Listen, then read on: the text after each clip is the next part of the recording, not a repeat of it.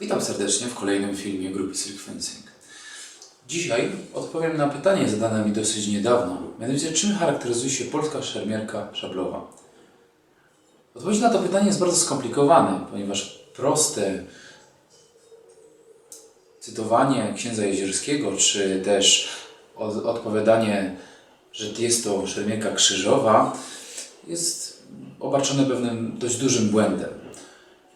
Dzieje się tak ze względu na to, że możemy wskazać bardzo wiele źródeł z okresu, kiedy szermierka szablowa była bardzo rozwinięta, przynajmniej w Polsce, i one wskazują na to, że tak zwana sztuka krzyżowa, czy techniki krzyżowe są oparte i działają wobec wielu rodzajów broni, to znaczy zarówno mieczy wielkich, rapierów i dusaków. By odpowiedzieć na to pytanie, musielibyśmy zwrócić uwagę na pewne aspekty naszej historii. Jak wiemy, jesteśmy połączeniem dwóch rodzajów kultur, to znaczy zachodniej kultury, jak i wschodniej kultury. Tak samo jest w szermierce. Otóż, jeżeli zrozumiemy pewne techniki, które wówczas dominowały, kiedy rodziła się polska szermierka szablowa, wtedy zrozumiemy także, w jaki sposób tworzyły się pewne niuanse i techniki, które wykorzystywaliśmy my jako Polacy. Jeżeli chodzi o szermierkę wschodnią, do czynienia mamy z wieloma źródłami. Jedno z nich, Stanisław Sarnicki, opisujący na przykład Karipas, których on wywodzi z Kaukazu, mówi o wielu nietypowych działaniach szermierczych szablami. Jak wiemy dodatkowo, w dzisiejszych czasach wiele ich opisowych sztuk, które też przejęli na przykład kozacy dońscy, polegają na różnego rodzaju zabawach, tak zwanym otwartym młyńcem. Działanie to można też zaobserwować w wielu zabawach i technikach w Imperium Otomańskim. Z drugiej strony do czynienia mamy z zachodnią szermierką, która opierając się na w zasadzie pewnym rodzaju chwytu kciukowego, stosuje cięcia, które są albo pełnymi cięciami mieczowymi, albo mieczo-rapierowymi cięciami do linii centralnej.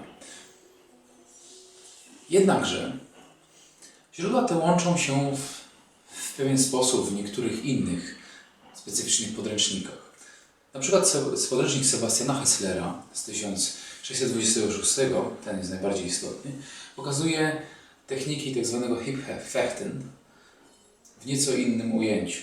Otóż niemiecka szermierka sieczna wówczas opierała się właśnie na tych krótkich cięciach, podczas gdy, jak widać na wielu figurach, które są przedstawione w tym podręczniku, możemy zauważyć pewien specyficzny rodzaj chwytu, który dominuje wśród postaci, zwłaszcza tych ubranych na styl polski, gdzie mamy wysuniętą z ręki szablę, bardzo często nam przedstawioną.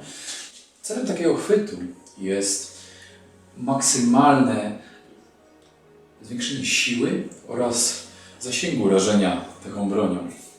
Jednakże łączy się to także z zwiększeniem repetytywności takiego działania. Podczas gdy z tego chwytu ciężko jest wyprowadzać wiele cięć, tak jak w przypadku młyńca, to w tym chwycie można to rozwinąć do bardzo wielu obszarów. Jednym z takich podręczników, które nas interesują w tym wypadku, jest podręcznik Michaela Hunta, w którym poza tym chwytem także mamy przedstawionego mężczyznę zadającego cięcie. To znaczy, jego chwyt jest kompletnie otwarty. Co za tym idzie, skłania się to ku specyficznego rodzaju młyńcu wschodniego, gdzie połączenie tych elementów, czyli tego chwytu oraz samego działania młyńcem, pozwala na maksymalną repetytywność tych działań, a zarazem zwiększenia siły i zasięgu, jak w przypadku tego chwytu przedstawionego u Hesslera oraz Hunta. Kolejnym ważnym elementem, na który warto zwrócić uwagę, jest podręcznik Iwanowskiego z XIX wieku. W zasadzie z okresu, kiedy szermierka polska powoli zanikała, ale z drugiej strony z okresu, kiedy mamy do czynienia już najbardziej rozwiniętą formą tej szermierki. Widzimy tam właśnie opisane przed chwilą techniki, to znaczy działanie polegające na otwarciu dłoni i zamknięciu je, wysunięciu z ręki szabli, po czym powróceniu do znowu otwartego działania, z którego można wyprowadzić kolejne takie cięcia. Działanie tym młyńcem, nazywanym rzucanym, jest o tyle istotne, że łączy się ono z bardzo ważnym elementem konstrukcyjnym szabel, które dominowały w pewnym okresie w Polsce. Mianowicie tzw. kciukach czy paluchach. Działanie to pozwala maksymalizować użycie tego szpalucha, ponieważ wykorzystujemy najsilniejszą część kciuka, to znaczy jego końcówkę, w momencie trafienia, a z drugiej strony umożliwia to maksymalną możliwość wjeżdżenia tam i z powrotem, ponieważ paluch jest bardzo duży w porównaniu na przykład do paluchów używanych w innych rodzajach broni. Z drugiej strony mamy też możliwość nacisku i powrotu bronią do pozycji wyjściowej, umożliwiającą maksymalną ilość powtórzeń tego działania. Jednakże, łącząc to z dwoma typami młyńców, zarówno otwartym, jak i rzucanym, mamy do czynienia z bardzo zaawansowanym stylem szermierczym. Co więcej, wraz z naszą bronią technika ta się niezwykle rozwinęła. Mam w rękach rozwinięcie pewnej najbardziej popularnej broni XVIII wieku, kiedy to już szermierka polska była maksymalnie rozwinięta. To jest litewska wersja polskiej szabli husarskiej, tak zwana szabla z furdymentem. Najważniejsze elementy szabli husarskiej widzimy tutaj. To jest kabłąk oraz paluch. Dlaczego one są istotne? Z jednej strony mamy paluch umożliwiający maksymalne wykorzystanie poprzednich dwóch typów młyńca, które widzieliśmy przed chwilą. Z drugiej znowuż strony mamy do czynienia z nowym rodzajem działania szermierczego, zwanym młyńcem pistoletowym. Dzieje się to tak, że maksymalizujemy wyrzut naszej broni z naszej ręki, chwytając w bardzo specyficzny sposób. Działanie to umożliwia maksymalną powtarzalność bez praktycznie zmniejszenia wydajności ręki przy tym, a z drugiej strony bardzo łatwy powrót do któregokolwiek z chwytów wymaganych przy pozostałych technikach. Podsumowując, polska szermierka opiera się na maksymalnym wykorzystaniu wszystkich anatomicznych atutów naszej broni. Co jest istotne, rozwinięcie to bardzo mocno wpłynęło na zachodnią europejską szermierkę. Dlaczego? Jak widzimy, to jest typowa węgierska szabla troszkę późniejszego okresu z półzamkniętym zakabłonkiem, gdzie rozwinięta wersja tego tzw. wzoru 1721 ma domknięty kabłąk w specyficzny sposób. Tak samo jest tu 90 stopni, które przechodzi do naszego kapturka, czy naszym kapturkiem.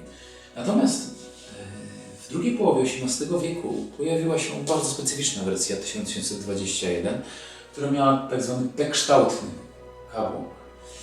Znany na zachodzie w innych formach jako stirrup knuckle bow lub kabłąk typu blusier. Co istotne, kabłąk ten rozwinął się i powstał w okresie, kiedy to po Konfederacji Barskiej oraz po II wojnie śląskiej stworzono i korzystano z regimentów polskich w bardzo dużym stopniu na terenie całego Cesarstwa Austro-Węgierskiego. Co istotne, ta forma działania, którą pokazałem przed chwilą, rozwinęła się, to znaczy młyńce pistoletowe, rozwinęła się nagle na końcu XIX wieku, na początku XIX wieku w miejscach takich jak Anglia czy Niemcy, gdzie rozwinięto do maksymalnej formy właśnie chwyt pistoletowy, pchnięcia z niego wykorzystywane oraz inne aspekty, które tworzy nam specyficzny kabłąk, pierwotnie w konstrukcji husarskiej, później w konstrukcji tzw. blusierowskiej. Dziękuję Państwu za uwagę. Do zobaczenia wkrótce. Oraz zapraszam także na zajęcia oraz na naszą stronę Facebook oraz www.silkfencingteam.pl.